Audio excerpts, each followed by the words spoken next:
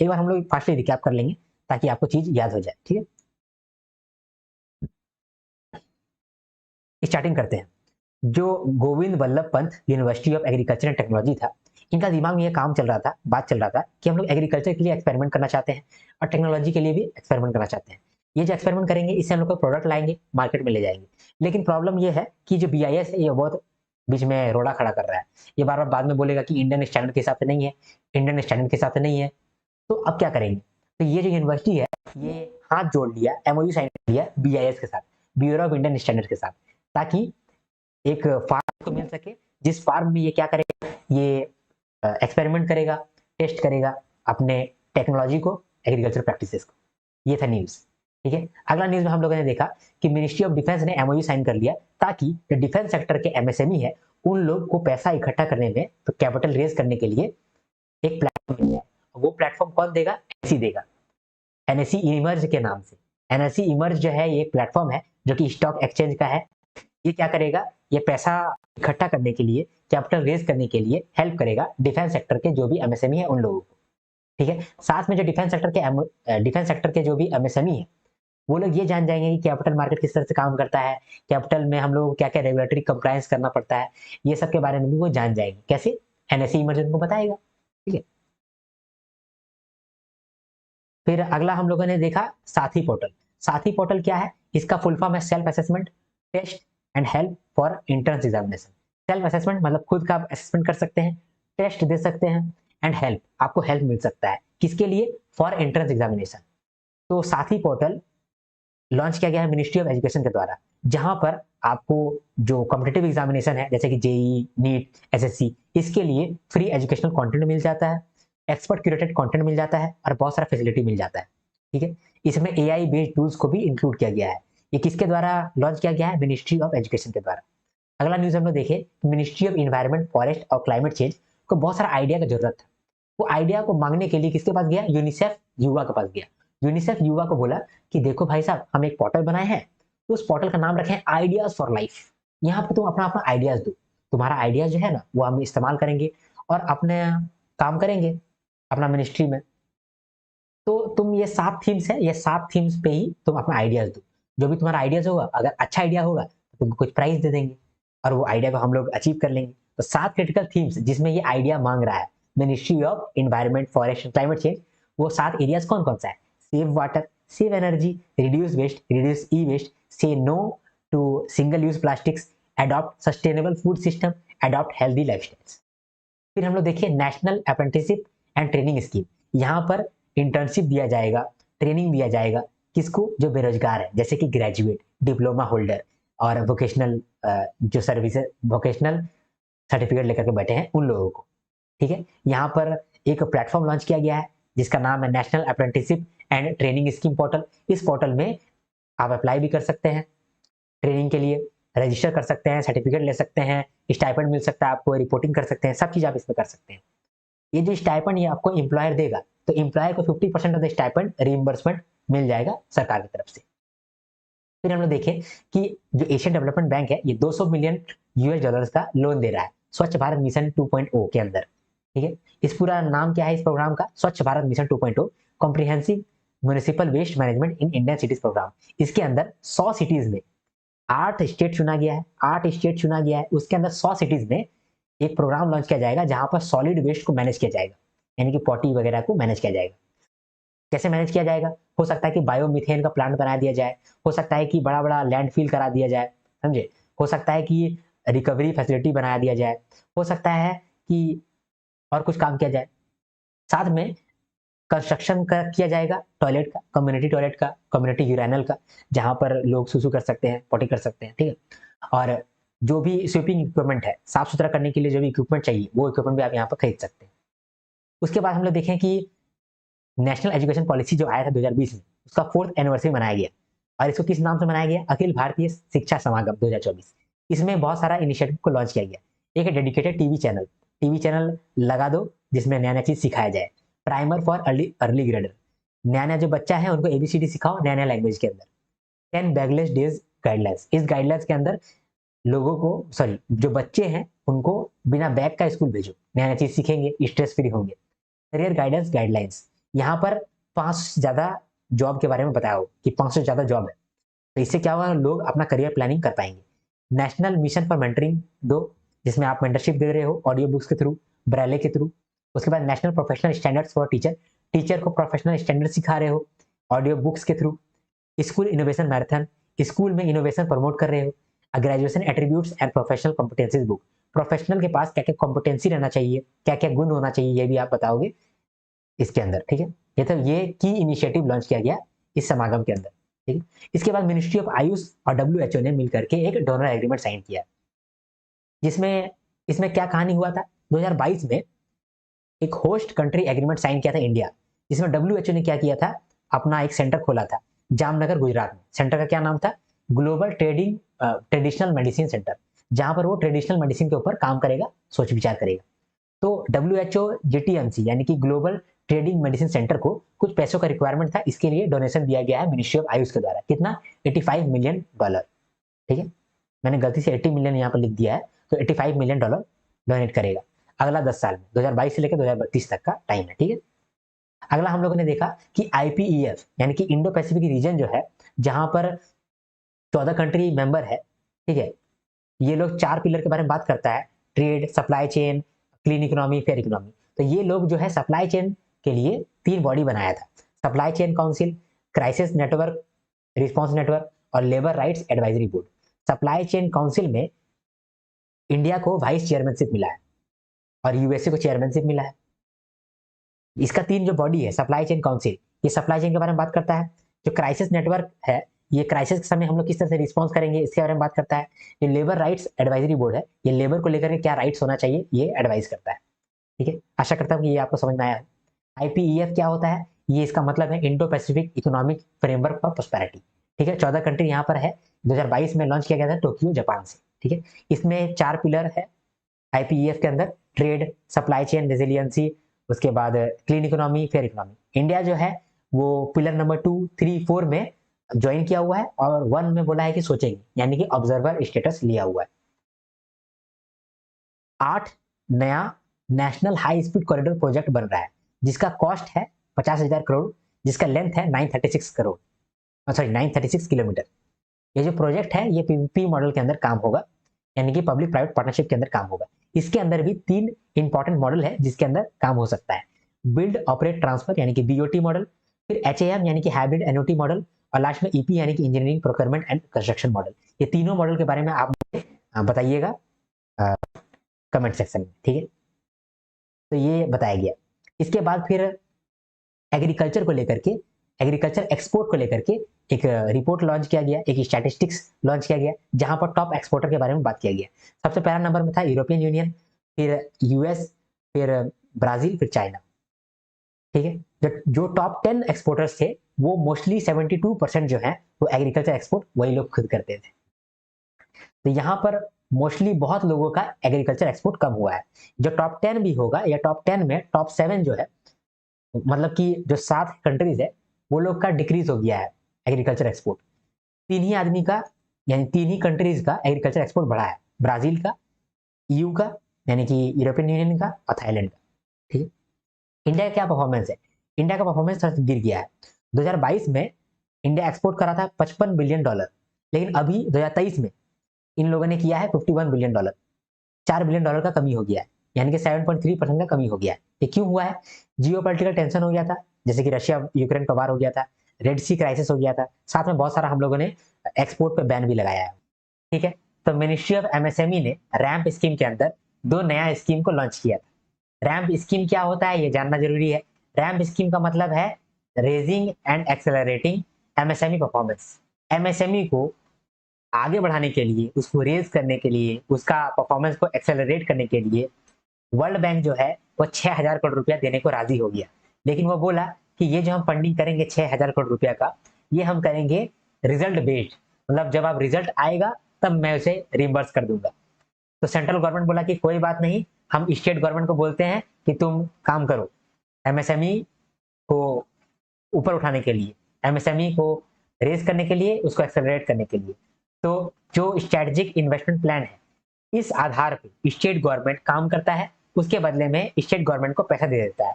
कौन पैसा देता है, सेंट्रल गवर्नमेंट। और ये जो पैसा सेंट्रल गवर्नमेंट खर्च कर रहा है इसका रीइंबर्समेंट मिल जाता है इसको वर्ल्ड बैंक से। तो कितना तक का रीइंबर्समेंट मिलेगा? 6,000 करोड़ रुपए का रीइंबर्समेंट मिलेगा। अब तक 46% का रीइंबर्समेंट मिल चुका है। ये 5 साल तक का स्कीम है, रैंप स्कीम, फाइनेंशियल ईयर 2023 से लेकर के 2027 तक। इसी रैंप स्कीम के अंदर 2 स्कीम लॉन्च किया गया था, एमएससी गिफ्ट स्कीम और MSc spice scheme. Gift scheme का मतलब है green investment and financing for transformation scheme. तो गिफ्ट स्कीम के अंदर जो भी एमएसएमई ग्रीन एनर्जी के ऊपर काम कर रहा हो या फिर ग्रीन एनर्जी का इस्तेमाल करके काम कर रहा हो उसमें इन्वेस्ट करेगा सरकार और उसको फाइनेंस करेगा सरकार। तो ये कहा गया गिफ्ट स्कीम के अंदर। फिर स्पाइस स्कीम में कहा गया कि देखो एमएसएमई तुम आउटडेटेड मशीन यूज कर रहा है जिसकी वजह से क्या हो रहा है कि ग्रीन हाउस गैस एमिशन बहुत ज्यादा बढ़ रहा है। तुम जो है ना वो ग्रीन एनर्जी को उपलब्ध करो और ग्रीन एनर्जी के लिए जो मशीन होता है वो मशीन खरीद लो। लेकिन वो मशीन खरीदने के लिए तुमको पैसा लगेगा ना, वो पैसा के लिए हम तुमको लोन दे देंगे, हम तुमको क्रेडिट लिंक सब्सिडी दे देंगे। तो स्पाइस प्रोग्राम के अंदर क्रेडिट लिंक सब्सिडी मिलने लगा और वहां पर वो डिमांड क्रिएट हो गया ऐसा मशीन का जहां पर ग्रीन एनर्जी यूज हो, ठीक है, और लेटेस्ट टेक्नोलॉजी यूज हो। तो ये था पहला न्यूज। फिर अगला न्यूज हम लोग देखें, गवर्नमेंट ऑफ इंडिया और वर्ल्ड बैंक ये दोनों ने मिलकर के एग्रीमेंट किया है कि जो वर्ल्ड बैंक है वो $500 मिलियन का पैसा देगा। किसके लिए पैसा देगा? ग्रीन नेशनल हाईवे कॉरिडोर के लिए। ये जो ग्रीन नेशनल हाईवे कॉरिडोर है इसके अंदर हम लोग ग्रीन हाईवेज बनाएंगे, क्लीन हाईवेज बनाएंगे। 781 किलोमीटर का ये लेंथ होगा और 1.29 बिलियन रुपया खर्चा होगा। अगर रुपया में देखा जाए तो 7,662 करोड़ रुपया खर्चा होगा। ये 4 स्टेट में ये नेटवर्क फैलेगा, हिमाचल प्रदेश, राजस्थान, उत्तर प्रदेश और आंध्र प्रदेश, ठीक है। इसका कंप्लीशन कब होगा? मई 2026 तक इसका कंप्लीशन हो जाएगा, ठीक है। जो भी यहाँ पर रुपया कॉस्ट है यानी कि 1.29 बिलियन रुपया खर्चा होगा, तो 1.29 बिलियन में जो 1% है वो ग्रीन मतलब ग्रीनरी के लिए होगा, पेड़ पौधा लगाने के लिए होगा। इसके बाद हम लोग देखें प्रधानमंत्री जनजातीय विकास मिशन। ये जो मिशन है प्रधानमंत्री जनजातीय विकास मिशन, इसके अंदर जो मोटा है यानी कि मिनिस्ट्री ऑफ ट्राइबल अफेयर्स, ये 1612 करोड़ रुपया खर्चा कर रहा है 5 साल के लिए, फाइनेंशियल 2021-22 से लेकर के फाइनेंशियल 2026 तक। इसके अंतर्गत जो माइनर फॉरेस्ट प्रोड्यूस है जैसे कि हनी हो गया, सिकाकाई हो गया, ठीक है, उसके बाद स्वीट इमली हो गया, ये सबको खरीदेगा। कौन खरीदेगा? Ministry of tribal affairs. इसको खरीद करके उसको पैसा देगा। और कितना रुपया में खरीदेगा? क्या रेट होगा? मिनिमम सपोर्ट प्राइस इसका रेट होगा, ठीक है। ये जो खरीदेगा ये कहां पर खरीदेगा? तो खरीदने के लिए एक सेंटर बनाया गया है, उस सेंटर का नाम है वन धन विकास केंद्र। तो वन धन विकास केंद्र सेटअप किया जाएगा। तो स्टेट गवर्नमेंट को सेटअप करने के लिए 15 लाख रुपया दिया भी गया है। ये 15 लाख रुपया लो स्टेट गवर्नमेंट, तुम एक केंद्र बनाओ, वन धन विकास केंद्र। यहाँ पर क्या होगा कि हम लोग जो है वो ट्राइबल लोगों से खरीदेंगे। क्या खरीदेंगे? माइनर फॉरेस्ट प्रोड्यूस, ठीक है, और उसके बदले में उसको पैसा देंगे। और क्या रेट पे खरीदेंगे? मैक्सिमम सपोर्ट प्राइसेस पे खरीदेंगे, ठीक। इसके बाद हम लोग देखें कि 4 अगस्त को फ्रेंडशिप डे मनाया गया। ये जो है ये 1 अगस्त फ्रेंडशिप डे जो है वो इंडिया में अगस्त का पहला संडे को मनाते हैं, ठीक है। अगर इंटरनेशनली बात करें तो फ्रेंडशिप डे मनाया जाता है 30 जुलाई को। अब इंटरनेशनल ट्रैफिक लाइट डे ये मनाया गया है 5 अगस्त को। 3 अगस्त को हम लोग इंडिया का 14th ऑर्गन डोनेशन डे मनाए हैं, ठीक है। इसको कौन ऑर्गेनाइज किया था? National organ tissue transplant organisation, national organ and tissue transplant organisation ने इसे ऑर्गेनाइज किया, ठीक है। 2010 तक हम लोग ऑर्गन डोनेशन डे 27 नवंबर को मनाते थे, लेकिन 2023 से ही हम लोग स्टार्ट किए हैं 3 अगस्त को मनाने, ठीक है। इसी दिन आंध्र प्रदेश को जीवन दान अवार्ड मिला है पहली बार। किस लिए मिला है? क्योंकि ये ऑर्गन डोनेशन पे बहुत सारा काम किया है, बहुत सारा इनिशिएटिव और कैंपेन लॉन्च किया था आंध्र प्रदेश, ठीक है।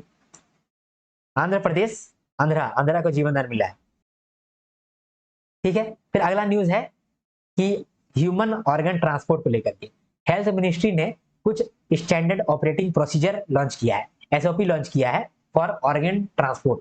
जो ऑर्गन ट्रांसपोर्ट होता है तो बाय एयर अगर ऑर्गन ट्रांसपोर्ट होता है तो कुछ एसओपी उसके लिए रिलीज किया है, और बाय मेट्रो अगर ऑर्गन ट्रांसपोर्ट हो रहा है तो उसके लिए भी कुछ एसओपी रिलीज किया है।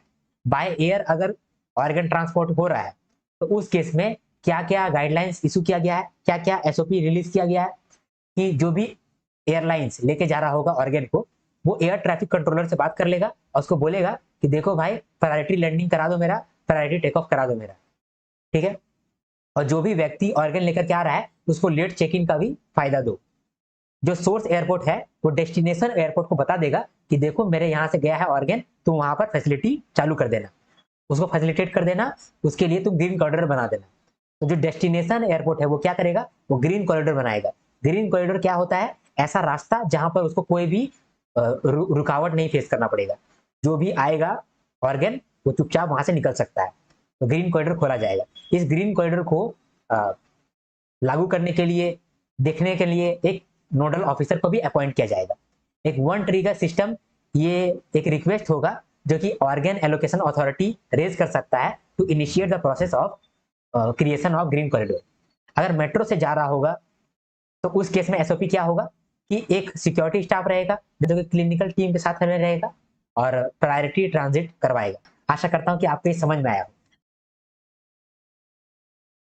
तो चलिए गाइस, आज हम लोग समराइज करते हैं आज जो भी हम लोगों ने पढ़ा है। सबसे पहले हम लोगों ने देखा क्लीन प्लांट प्रोग्राम। ये प्रोग्राम क्या है, ये प्रोग्राम जो है सरकार इसीलिए लेकर के आया क्योंकि हम लोग जो है ना प्लांटिंग मटेरियल को बार बार इंपोर्ट कर रहे थे, बहुत इंपोर्ट कर रहे थे और इसको कम करने का बहुत जरूरत था।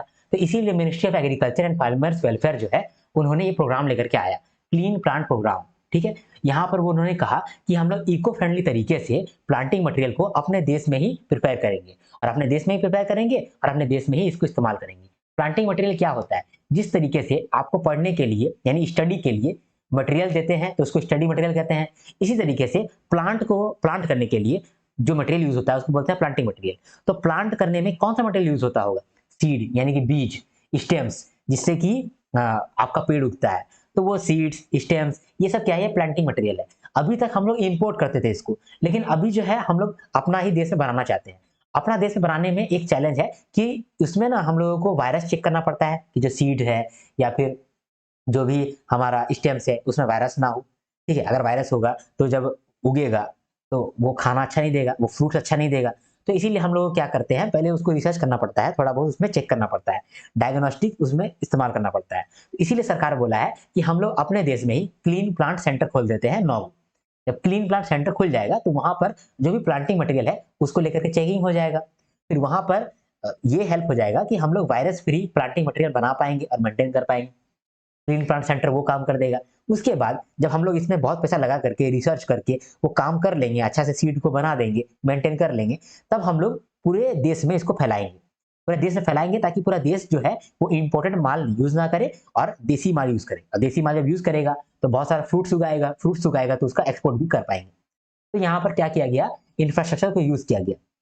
जो लार्ज स्केल नर्सरी है उनको पकड़ा गया, बोला कि हम लोग तुमको सपोर्ट देंगे, ये जो सीड है ये हम लोग बना रहे हैं, तुम लोग हम लोग से खरीद लो और सस्ता दाम पे खरीद देंगे तुमको, और तुम लोग खरीद करके इसको इस्तेमाल करो। तुम्हारे पास बहुत बड़ा नर्सरी है, बहुत बड़ा एरिया है जहां पर तुम उगा सकते हो फ्रूट्स, तो तुम उगाओ फ्रूट्स। उसके लिए जो भी स्टेम्स होता है, जो भी सैपलिंग्स होता है और जो भी प्लांटिंग मटेरियल होता है वो हम तुम लोग को दे देंगे।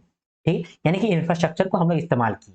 अब इस प्रोग्राम में हम लोग का कुछ प्रायोरिटी भी है। हमारा प्रायोरिटी है 3।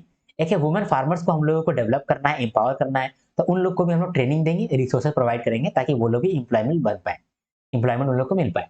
दूसरा है अफोर्डेबल एक्सेस। अब इतना मेहनत करके अगर हम लोग सीड बना रहे हैं और हर आदमी तक पहुंचेगा नहीं तो क्या फायदा। इतना मेहनत से अगर हम वीडियो बना रहे हैं और सबको फ्री में नहीं मिलेगा तो क्या फायदा।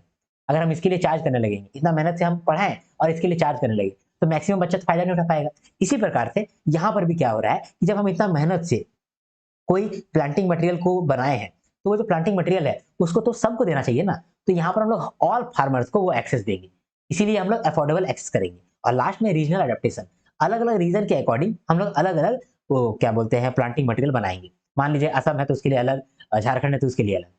ठीक है, इसमें कितना खर्चा लगेगा, 1765 करोड़ रुपया खर्चा लगेगा। ठीक है, अब अगला हम लोग देखें पीएम जीवन। पीएम जीवन का क्या फुल फॉर्म है, पीएम जैव ईंधन वातावरण अनुकूल फसल अवशेष निवारण। इसके अंदर जो भी कॉर्न, वीट, ऊड, कसावा ये सब का जो वेस्ट होता है ना, वहां से हम लोग प्लांट शुगर को फर्मेंट करते हैं, क्योंकि इसके अंदर इसका वेस्ट मटेरियल के अंदर भी प्लांट शुगर अवेलेबल रहता है जिसको हम लोग सेलुलोज कहते हैं। तो सेलुलोज को हम लोग फर्मेंट करके फ्यूल बना देते हैं। ये जो फ्यूल है ये काफी इस्तेमाल होता है, काफी यूजफुल है। ये जो एमिशन करता है ये लेस हार्मफुल एमिशन करता है और ये हीटिंग पर्पस के लिए काम आ सकता है, ट्रांसपोर्टेशन पर्पस के लिए काम आ सकता है। इस तरीके का जो प्रोजेक्ट है जहां पर ये काम होता है उसको हम लोग बोलते हैं 2G बायो इथेनॉल प्रोजेक्ट। पहली बार ये जो प्रोजेक्ट हुआ था ये 2019 में चालू किया गया था और IOCL यानी कि इंडियन ऑयल ने इसको पहली बार इस प्रोजेक्ट को स्टार्ट किया था 2022 में। ठीक है, इससे बहुत फायदा पहुंचता है, तो फार्मर का इनकम बढ़ जाता है क्योंकि फार्मर से हम लोग ये एग्रीकल्चर वेस्ट खरीद रहे हैं, ग्रीन हाउस गैस एमिशन कम हो जाता है, फॉसिल फ्यूल हम लोग कम इंपोर्ट करते हैं और जॉब क्रिएशन होता है।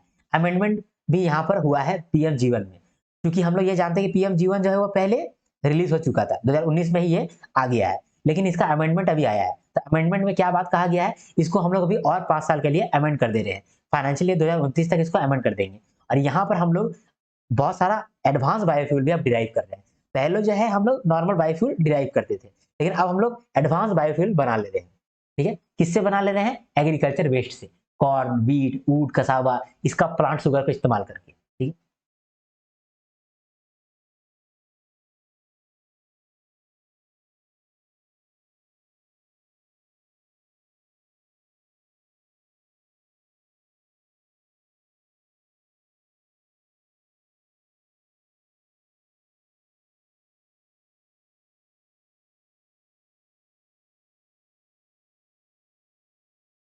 इसके बाद अगला देखते हैं।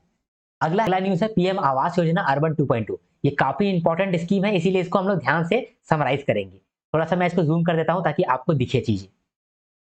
ठीक है, PM Awas Yojana urban 2.0।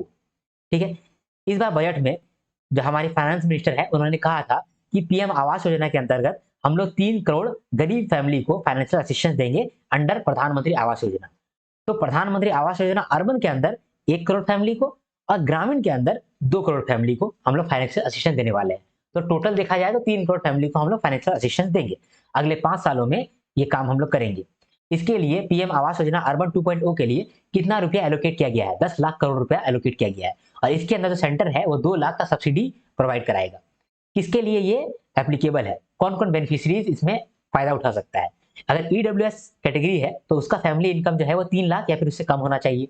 Low income group हो तो उस केस में इनकम जो है वो 3 से 6 लाख के बीच में होना चाहिए और मिडिल इनकम ग्रुप जो है उसके अंदर 6 से 12 लाख का इनकम उसका होना चाहिए। ये जो इनकम का कैटेगरी है इसको अभी रिवाइज किया गया है, इसीलिए ये भी पूछा जा सकता है। ठीक है, ध्यान दीजिएगा। इसके बाद कंपोनेंट का बात हम लोगों ने किया था कि 4 कंपोनेंट होता है आवास योजना के अंदर। ठीक है, 4 कंपोनेंट है, एक है बीएलसी, एएचपी, एआरएच और आईएसएस। इसको आप याद कर सकते हैं बाई, BEEI। ठीक है, बीएलसी, एएचपी, एआरएच और आईएसएस। ठीक है, आईएसआई नहीं, आईएसएस। तो ये चारों कंपोनेंट को हम लोग समझते हैं। सबसे पहला कंपोनेंट था बीएलसी, बेनिफिशियरी लेड कंस्ट्रक्शन, यानी कि ऐसा कंस्ट्रक्शन जिसमें बेनिफिशियरी ही लीड कर रहा है। बेनिफिशियरी किस में लीड कर रहा होगा, जब वो अपना ही जमीन में घर बनवा रहा होगा तब वो लीड कर रहा होगा कंस्ट्रक्शन के लिए। तो इस कंपोनेंट में, पहला कंपोनेंट में जिसका नाम है बेनिफिशियरी लीड कंस्ट्रक्शन, इसके अंदर ईडब्ल्यूएस जो है उसको हम लोग पैसा देते हैं ताकि वो लोग अपना वैकेंट लैंड पे घर बना सके। अगर लेकिन उसका वैकेंट लैंड नहीं है तो हो सकता है कि राज्य सरकार उसको लैंड राइट्स दे दे, जिसको हम लोग पट्टा कहते हैं, तो पट्टा दे दे। अगर पट्टा दे देगा, लैंड राइट दे देगा, तो वहां पर घर बनाने के लिए हम लोग पैसा दे देंगे, फाइनेंशियल असिस्टेंस कर देंगे।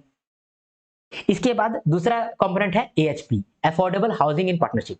अफोर्डेबल हाउसिंग इन पार्टनरशिप, देखिए ऐसा हाउसिंग जो अफोर्डेबल हो लेकिन पार्टनरशिप में हो।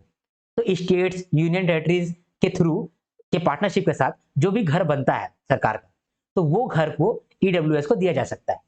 ठीक है, लेकिन अगर ईडब्ल्यूएस कोई प्राइवेट प्रोजेक्ट के साथ खरीदता है, क्योंकि सरकार जो है वो प्राइवेट प्रोजेक्ट के साथ भी काम कर सकता है घर बनाने के लिए, तो वो घर को अगर खरीदता है कोई भी ईडब्ल्यूएस का अभ्यर्थी या फिर ईडब्ल्यूएस का बेनिफिशियरी, तो उस केस में उसको रिडीमेबल हाउसिंग वाउचर मिल जाता है। साथ में यहाँ पर एक टेक इनोवेशन ग्रांट भी मिलता है 1000 स्क्वायर मीटर का, जिसमें ये बात सरकार कहता है कि देखो जो भी घर तुम लोग बना रहे हो पार्टनरशिप में ही बना रहे हो, ठीक है, तो यहाँ पर क्या करो तुम लोग, थोड़ा सा इनोवेशन करो, ऐसा घर बनाओ कि डिजास्टर में भी वो काम आ सके, फ्लड में भी वो डूबे ना, समझे, और क्या बोलते हैं जो भूकंप हो जाता है वहां पर भी ठीक से रहे। तो थोड़ा सा इनोवेशन करो, इसके लिए तुमको एक्स्ट्रा पैसा लगेगा, तो एक्स्ट्रा पैसा दे देते हैं। कितना देता है, 1000 स्क्वायर मीटर।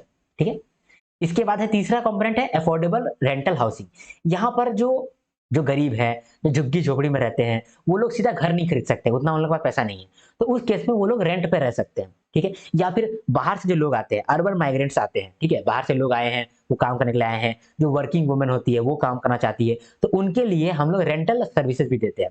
तो इस कंपोनेंट में, तीसरा कंपोनेंट में, जिसका नाम है अफोर्डेबल रेंटल हाउसिंग, इसमें जो भी गवर्नमेंट का फंड किया हुआ घर है, गवर्नमेंट का घर है, उसको हम लोग क्या करते हैं, रेंट पे लगा देते हैं। जो भी खाली घर होगा उसको रेंट पे लगा देंगे। और अगर कोई पब्लिक या फिर प्राइवेट एंटिटी ऐसा घर बना रहा है जिसको फिर वो रेंट पे देगा, किसको, जो भी गरीब है उनको रेंट पे देगा, तो उसके लिए भी हम लोग पैसा कुछ देते हैं, ठीक है।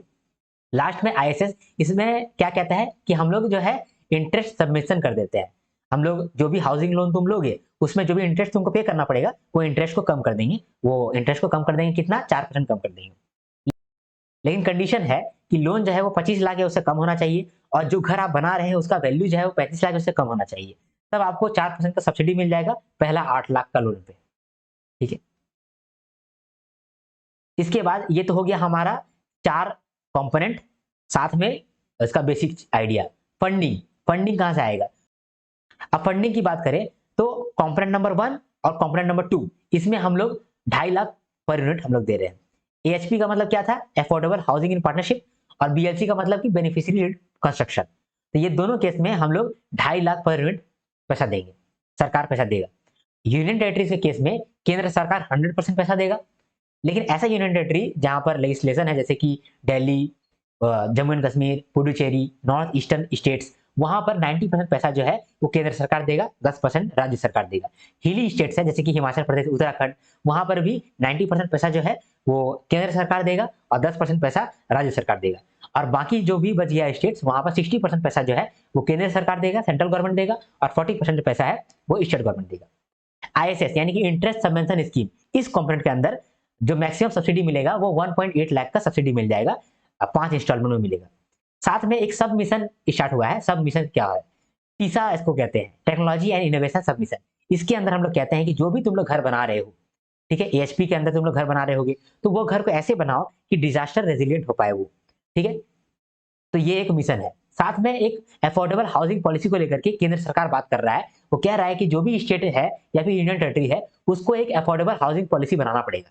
इस पॉलिसी के अंतर्गत जो भी पब्लिक एंटिटी होगा या फिर प्राइवेट एंटिटी होगा, वो लोग काम कर पाएगा, इस आवास योजना के अंदर काम कर पाएगा और पार्टिसिपेट कर पाएगा। साथ में इस तरीके का पॉलिसी भी बनाओ, अर्बन हाउसिंग पॉलिसी इस तरीके का बनाओ, इसमें कि जो ईडब्ल्यूएस है वो लोन लेने के लिए एकदम झिझके नहीं, उसको पार्टिसिपेट करने में आसानी हो, ताकि हम लोग उसको क्रेडिट गारंटी स्कीम में ला पाए। जो भी ईडब्ल्यूएस है उसको हम लोग क्रेडिट गारंटी स्कीम भी दे रहे हैं। ये जो गारंटी स्कीम है, इसका पहले कॉर्पस 1000 करोड़ किया गया था, इसको हम लोग और बढ़ा करके 3000 करोड़ कर दिए हैं। तो यहाँ पर हम लोगों ने देख लिया पीएम आवास योजना अर्बन 2.2। इसके बाद फिर पीएम आवास योजना ग्रामीण, इसको रिलीज किया गया है मिनिस्ट्री ऑफ रूरल डेवलपमेंट के द्वारा। यहाँ पर हम लोग 2 करोड़ एडिशनल घर बनाने वाले हैं। हमारा मोटो है हाउसिंग फॉर ऑल। हम लोग क्या बात किए थे कि 3 करोड़ हम लोग घर बनाने वाले टोटल, 2 करोड़ ग्रामीण के लिए और 1 करोड़ अर्बन के लिए, ठीक है। यहाँ पर कितना रुपया खर्चा किया जाएगा? 3 लाख करोड़ रुपया खर्चा किया जाएगा, जिसमें से कि 2 लाख जो है वो सेंटर देगा और 1 लाख स्टेट देगा, ठीक है। और ये जो ग्रामीण एरिया है, इसका हम लोग एक बनाते हैं लिस्ट, समझे। ग्रामीण एरिया का एक लिस्ट बनाते हैं, किसको किसको घर मिलेगा, समझे। अगर मान लीजिए कि एक लिस्ट बनाए हैं, उसमें घर सबको मिल गया है, तो वो लिस्ट को चेंज करके लिस्ट को अपडेट कर देते हैं। तो यहाँ पर हम लोग लिस्ट को भी अपडेट करेंगे। यहाँ पर यूनिट कॉस्ट असिस्टेंस कितना है, यानी कि एक यूनिट के लिए हम लोग कितना कॉस्ट दे रहे हैं, कितना हम लोग पे कर रहे हैं। तो अगर प्लेन एरियाज है तो वहां पर 1.2 लाख रुपए दे रहे हैं, और अगर नॉर्थ ईस्टर्न स्टेट्स है या फिर हिली स्टेट्स है जैसे कि जम्मू कश्मीर, हिमाचल प्रदेश, उत्तराखंड, उस सब केस में हम लोग 1.3 लाख रुपए दे रहे हैं, ठीक है। तो नॉर्थ ईस्टर्न स्टेट्स है तो 1.3 लाख रुपए देंगे, और अगर हिली स्टेट्स है जैसे कि जम्मू एंड कश्मीर, हिमाचल प्रदेश और उत्तराखंड, वहां पर हम लोग 1.3 लाख रुपए देंगे, ठीक है। अब एडमिनिस्ट्रेशन कॉस्ट 2% हम लोगों का बैठता है। ये जो 2% का कॉस्ट है, इसमें 1.7% जो है वो स्टेट गवर्नमेंट देगा और 0.3% जो है वो सेंट्रल गवर्नमेंट देगा। इसके बाद हम लोग देखें कि गवर्नमेंट ऑफ उड़ीसा और वर्ल्ड फूड प्रोग्राम, ये लोग दोनों मिल करके एक इंडिया का पहला ग्रीन एटीएम खोला है। ग्रीन एटीएम कहाँ खोला है? भुवनेश्वर में खोला है, जिसका नाम रखा है अन्नपूर्ति। ये मेड इन इंडिया प्रोडक्ट है। यहाँ पर आप wheat, rice, millet after biometric authentication ATM से निकाल सकते हैं, ठीक है। ये जो सोल्यूशन है ये बहुत ही इनोवेटिव सोल्यूशन है, इसीलिए इसको अवार्ड भी मिल चुका है, World Food Programme innovation award 2022। इसके अंतर्गत टॉप 5 सोल्यूशन में इसको अवार्ड मिला। ये वर्ल्ड फूड प्रोग्राम क्या करता है? ये वर्ल्ड फूड प्रोग्राम जो है वो फूड असिस्टेंस देता है इमरजेंसी के सिनेरियो में बहुत सारे देशों को। इसके लिए इसको नोबेल पीस प्राइज भी मिला था 2020 में। फिर हम लोगों ने देखा कि नेशनल बायो एनर्जी प्रोग्राम चालू हो गया है, ठीक है। इसके अंदर हम लोग 3 सब स्कीम को देखें। पहला है वेस्ट टू एनर्जी। यहाँ पर जो भी वेस्ट मटेरियल है, जैसे कि गाय का गोबर है, तो वहां से हम लोग एनर्जी प्रोड्यूस कर ले रहे हैं। कैसे एनर्जी प्रोड्यूस करेंगे? जब हम लोग बायोगैस का प्लांट बनाएंगे। तो बायोगैस प्लांट बनाने के लिए, इसको सेटअप करने के लिए हम लोग पहला स्कीम को लॉन्च किए हैं। इसका नाम है वेस्ट टू एनर्जी। इसमें 600 करोड़ रुपया हम लोग एलोकेट किए हैं। फिर दूसरा स्कीम है बायोमास प्रोग्राम। इसके अंदर हम लोग जो भी कचरा होता है, उस कचरा से हम लोग पैलेट बनाते हैं और ब्रिकेट बनाते हैं, और फिर उसको हम लोग इस्तेमाल करते हैं एज ए फ्यूल, ठीक है। इसके लिए हम लोग 158 करोड़ रुपया एलोकेट किए हैं बायोमास प्रोग्राम के लिए। और तीसरा है बायोगैस प्रोग्राम। इसके अंदर हम लोग 100 करोड़ रुपया एलोकेट किए हैं। यहाँ पर हम लोग क्या कर रहे हैं, रूरल एरियाज में जो मीडियम साइज या फिर स्मॉल साइज बायोगैस प्लांट हम लोग वहां पर सेटअप करवा रहे हैं, ठीक है। ये जो बायो एनर्जी प्रोग्राम है, ये 2 फेजेस में चालू होगा, ठीक है। तो ये अभी फेज 1 अभी चल रहा है 850 करोड़ का। फेज 2 में, दोनों फेज 2 में और दोनों फेज में 1700 करोड़ इसका एलोकेशन है। फाइनेंशियल ईयर 2022 से लेकर के 2026 तक ये प्रोग्राम चलेगा। इसमें अभी हम लोग सरप्लस बायोमास या कैटल डंग को इस्तेमाल करते हैं, ठीक है। इसके बाद फिर हम लोग देखें सेकंड फेज चालू हो गया है, MDA campaign for lymphatic paralysis. MDA campaign का मतलब होता है मास ड्रग्स एडमिनिस्ट्रेशन, कि हम लोग मास लेवल में ड्रग्स दे रहे हैं ताकि बीमारी को कंट्रोल किया जा सके। इस कैंपेन के अंदर पहले तो हम लोग ड्रग्स देंगे भी, और बाद में फिर हम लोग सर्वे भी करेंगे कि ठीक हुआ कि नहीं हुआ। किस बीमारी को लेकर के ये कैंपेन चालू किया गया है? लिम्फेटिक पैरालिसिस, जिसको हम लोग बोलते हैं हाथी पांव। किसी का पांव जो है वो मोटा हो जाता है, उसको हम लोग बोलते हैं हाथी पांव। तो देखा गया है कि ये जो बीमारी है, ये किसके द्वारा होता है? क्यूलेक्स मॉस्किटो के काटने की वजह से होता है। और हमारे देश में जो ईस्टर्न इंडिया है, वहां पर बेसिकली 90% ऑफ दिस केसेस है। तो वहां पर हम लोग पहले तो मास ड्रग्स देंगे, उसके बाद फिर हम लोग वहां सर्वे भी करेंगे। तो 90% केस कहां पर पाया गया है? बिहार, झारखंड, छत्तीसगढ़, यूपी, उड़ीसा, वेस्ट बंगाल, महाराष्ट्र और मध्य प्रदेश, ठीक है। गवर्नमेंट का टारगेट है कि इस बीमारी को हम लोग कंप्लीटली एलिमिनेट कर देंगे बाय 2027। इसके लिए हम लोग 5 अप्रोच को इस्तेमाल कर रहे हैं। कौन कौन सा 5 अप्रोच है? नाम याद रखिएगा। Mission mode MDA, morbidity management and disability prevention, vector control जिसमें हम लोग सर्वेलेंस करेंगे, हाई लेवल एडवोकेसी, और लास्ट में इनोवेटिव अप्रोचेस। हम लोग इसके साथ साथ सर्वे भी करते हैं कि हम लोग जो दवाई दे रहे हैं उससे फायदा पहुंच रहा है कि नहीं पहुंच रहा है। तो इसका फेज 1 में हम लोग 11 स्टेट में सर्वे कर चुके हैं। फेज 2 अभी चल रहा है, तो फेज में हम लोग 6 स्टेट को देखेंगे, सर्वे करेंगे, ठीक है। इसके बाद हम लोग देखें कि हर डिस्ट्रिक्ट में हम लोग एक विलेज को सिलेक्ट कर रहे हैं और उसको हम लोग मॉडल सोलर विलेज कह दे रहे हैं। मॉडल सोलर विलेज कह दे रहे हैं अंडर पीएम सूर्य घर मुफ्त बिजली योजना, ठीक है। कोई भी विलेज को हम लोग कैसे सेलेक्ट कर रहे हैं? हम लोग सेलेक्ट कर रहे हैं, देख रहे हैं कि वहां पर रिन्यूएबल एनर्जी की कैपेसिटी कैसा है। रिन्यूएबल एनर्जी की कैपेसिटी अच्छा होगा तो उस विलेज को हम लोग मॉडल सोलर विलेज बना देंगे, और वहां पर हम लोग 1 करोड़ रुपया उसको सेंट्रल फाइनेंशियल असिस्टेंस दे देंगे, ठीक है। टोटल इस स्कीम के लिए 800 करोड़ रुपया एलोकेट किया गया है। ध्यान देने वाला बात है कि यहाँ पर उसी विलेज को सिलेक्ट करेंगे जो रेवेन्यू विलेज हो और 5000 से पॉपुलेशन ज्यादा हो, और या तो स्पेशल कैटेगरी विलेज है तो उसका पॉपुलेशन जो है वो 2000 से ज्यादा हो, ठीक है। रेवेन्यू विलेज का मतलब होता है ऐसा विलेज जिसका बॉर्डर्स जो है वो डिफाइंड है, और स्पेशल कैटेगरी विलेज वैसा विलेज होता है जहां पर ट्राइब लोग पाए जाते हैं, हिली एरियाज है, पॉपुलेशन बहुत कम है, ठीक है। इसके बाद हम लोग देखें कि दीनदयाल अंत्योदय योजना, नेशनल रूरल लाइवलीहुड मिशन ने लॉन्च किया है एक प्रोग्राम जिसका नाम क्या है? Million designers million dreams. इसके अंदर जो रूरल रीडर्स है, रूरल एंटरप्रेन्योर्स है, विलेज एंटरप्रेन्योर्स है, और जो भी चेंज एजेंट्स हैं गांव में, वो लोगों को हम लोग स्किल देंगे। क्या चीज का स्किल देंगे? System design know how. System को किस तरह से डिजाइन कर सकते हैं, किसी ऑर्गेनाइजेशन को किस तरह से चला सकते हैं कि आप बेटर प्रोडक्टिविटी निकाल के ला पाए। तो इसके लिए DNRLM लॉन्च किया है इस प्रोग्राम। नाम है मिलियन डिजाइनर्स मिलियन ड्रीम्स, ठीक है। जो लीप नाम का एक ऑर्गेनाइजेशन है वो इसमें स्पीयर हेड है, यानी कि वो इसको स्टार्ट करने में मदद करेगा, ठीक है। इसके बाद पहला बीमस्टेक का बिजनेस समिट हो रहा है न्यू दिल्ली में। इसको ऑर्गेनाइज कर रहा है मिनिस्ट्री ऑफ एक्सटर्नल अफेयर्स और कॉन्फेडरेशन ऑफ इंडियन इंडस्ट्रीज। किसके बारे में बात होगा? बिजनेस समिट है ना, तो ट्रेड के बारे में बात होगा, कनेक्टिविटी के बात होगा, फिर सस्टेनेबल डेवलपमेंट के बारे में बात होगा। बीमस्टेक के बारे में जान लेते हैं। ये 1997 में बना था बैंकिंग डिक्लेरेशन की वजह से। इसके अंदर 7 मेंबर्स है। इस 7 मेंबर्स को आप कैसे याद कर सकते हैं? इसको आप याद कर सकते हैं भग बिम्स्टेन। भग बिम्स्टेन, भग का मतलब भी से हो गया आपका भूटान, बी से हो गया बांग्लादेश, आई से हो गया इंडिया, फिर म्यांमार, फिर श्रीलंका, टी से थाईलैंड, और एन से हो गया आपका नेपाल, ठीक है। इसका परमानेंट सेक्रेटरीट कहाँ है? ढाका में है। इसका प्रिंसिपल है, बहुत बड़ा प्रिंसिपल है, एक बार आप रीड कर लीजिएगा। ये जो है वो 14 सेक्टर पे काम करता है, ट्रेड, टूरिज्म, फिशरीज, इस पे काम करता है। इसके साथ साथ फिर हम लोगों ने देखा कि ministry of commerce and industries ने एक प्लेटफॉर्म लॉन्च किया है जिसका नाम है ट्रेड कनेक्ट ई प्लेटफॉर्म। इसके अंदर जो भी इंटरनेशनल ट्रेड का स्टेक होल्डर्स है, जो इंटरनेशनल ट्रेड को लेकर के बातचीत करते हैं, जैसे कि एक्सपोर्ट प्रमोशन काउंसिल, ये जो है एक्सपोर्ट प्रमोशन को लेकर के इंफॉर्मेशन लाता है, तो इसी प्लेटफॉर्म में ला करके पब्लिश करेगा। कुछ पार्टनर गवर्नमेंट एजेंसीज भी यहाँ पर आकर के ये इन्फॉर्मेशन देंगे कि देखो भाई साहब, हम लोग इस देश के साथ फ्री ट्रेड एग्रीमेंट कर लिए हैं। तो इस प्लेटफॉर्म में क्या होगा, जो भी इंटरनेशनल ट्रेड के स्टेक होल्डर्स हैं वो इन्फॉर्मेशन प्रोवाइड कराएंगे। किसको इन्फॉर्मेशन देंगे? इंडियन एक्सपोर्टर्स को, एमएसएमई को, एंटरप्रेन्योर्स को, ताकि इन लोगों का फायदा हो सके। क्या फायदा होगा? जो भी इंडियन एक्सपोर्टर्स होंगे, एमएसएमई होगा, एंटरप्रेन्योर होगा, इसको जो भी इन्फॉर्मेशन है वो जल्दी मिल जाएगा। इनको जल्दी एक्सेस मिल जाएगा कि कहाँ पर एफटीए है, कौन सा देश में हम लोग एक्सपोर्ट कर सकते हैं, और जो भी नया एक्सपोर्ट है उसको इंकरेजमेंट मिलेगा, उनको फैसिलिटी प्रोवाइड किया जाएगा। तो ये जो प्लेटफॉर्म है काफी इस्तेमाल किया जाएगा। इसके द्वारा लॉन्च किया गया है ministry of commerce and industries. इसके बाद हम लोग देखें कि क्वालिटी काउंसिल ऑफ इंडिया ने एक रैंकिंग चालू किया है, रैंकिंग फ्रेमवर्क। इसका नाम इन लोगों ने दिया है क्यूसीआई, यानी कि quality council of India Surajya recognition and ranking framework. Surajya का मतलब क्या होता है? अच्छा राज्य। तो अच्छा राज्य को हम लोग रिकॉग्नाइज करेंगे और उसको रैंकिंग भी देंगे। ठीक है, तो 4 पिलर्स पे, 4 क्षेत्र में हम लोग रैंक कर रहे हैं अलग अलग स्टेट्स को। 4 एरियाज कौन कौन सा है? शिक्षा, स्वास्थ्य, समृद्धि और सुशासन। तो क्या क्या चीजों को रैंक किया गया है एक बार हम लोग रीड कर लेते हैं। तो शिक्षा को लेकर के नंबर 1 पे यूपी को रखा गया है और नंबर 2 पे रखा गया है दिल्ली को, क्योंकि यूपी में और दिल्ली में सबसे ज्यादा एक्रेडिटेशन हुआ है, सर्टिफिकेशन जारी हुआ है। स्वास्थ्य के केस में कौन सा ऐसा स्टेट है जो कि हेल्थ केयर अच्छा प्रोवाइड करवाया है? तो यहाँ पर बहुत सारा स्टेट है, लेकिन याद करने वाला यहाँ पर स्टेट वही है जो कि थोड़ा हाईलाइटेड है। तो कौन सा स्टेट हाईलाइटेड है?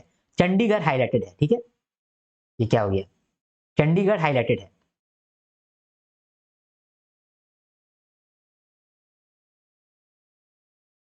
चंडीगढ़ हाईलाइटेड है। यहाँ पर मैंने सीजी लिख दिया है, सीजी मैं सिर्फ छत्तीसगढ़ को लिखता हूँ, चंडीगढ़ को मैं CHG लिखता हूँ। ठीक है, चंडीगढ़ है। ठीक है, इसके बाद समृद्धि। समृद्धि का मतलब इकोनॉमिक प्रोस्पेरिटी। इसमें कौन कौन सा राज्य है जो कि आगे बढ़ा है? तो यहाँ पर समृद्धि में यानी कि इकोनॉमिक प्रोस्पेरिटी में कौन राज कर सकता है? गुजरात करेगा राज, राज करेगा गुजरात, क्योंकि गुज्जू भाई राज करते हैं। जी, गुजरात हो गया, कर्नाटका हो गया, राजस्थान हो गया, ये 3 स्टेट है जो कि समृद्धि में रैंकिंग हासिल किया है, टॉप में है। फिर सुशासन को लेकर के किसको दिया गया रैंकिंग? सुशासन के लिए भी किसी को रैंकिंग नहीं दिया गया है, रैंकिंग हम लोग देंगे इन फ्यूचर एडिशन। ठीक है, इसके बाद हम लोग ये जानते हैं कि पारसी कम्युनिटी जो है, इसका जो पॉपुलेशन है वो कम होते जा रहा है, इसीलिए मिनिस्ट्री ऑफ माइनॉरिटी ने क्या किया है, पारसी कम्युनिटी के लिए एक स्कीम जारी किया था। अभी वो स्कीम का एक पोर्टल भी लॉन्च किया है। तो वो स्कीम क्या है ये जान लेते थे। अब उसका स्कीम का क्या नाम है? जियो पारसी स्कीम। पारसी जो लोग हैं वो लोग मरते जा रहे हैं, तो उन लोग के लिए हम लोग लाए हैं जियो पारसी स्कीम। तुम लोग जियो, मरो नहीं, जियो, पॉपुलेशन को बढ़ाओ, पॉपुलेशन जो डिक्लाइन हो रहा है उसको रिवर्स कर दो। इसके अंदर जो मेडिकल खर्चा लगता है, मान लीजिए कि कोई बीमार हो गया है तो उसको ट्रीटमेंट कराना है, तो उसके लिए फाइनेंशियल असिस्टेंस जो है इस स्कीम के अंदर मिल जाएगा। और मान लीजिए कि कोई बच्चा है जिसको कि हम लोग हेल्थ केयर सर्विस दे रहे हैं, तो बच्चा को हेल्थ केयर सर्विस के लिए खर्चा लगेगा, तो वहां पर भी ये स्कीम के अंदर पैसा दे दिया जाएगा। ठीक है, इसीलिए ये जो स्कीम है इसके लिए भी पोर्टल लॉन्च कर दिया गया है। पोर्टल में आप अप्लाई कर सकते हैं, ट्रैक कर सकते हैं और डायरेक्ट बेनिफिट ट्रांसफर का भी फायदा उठा सकते हैं।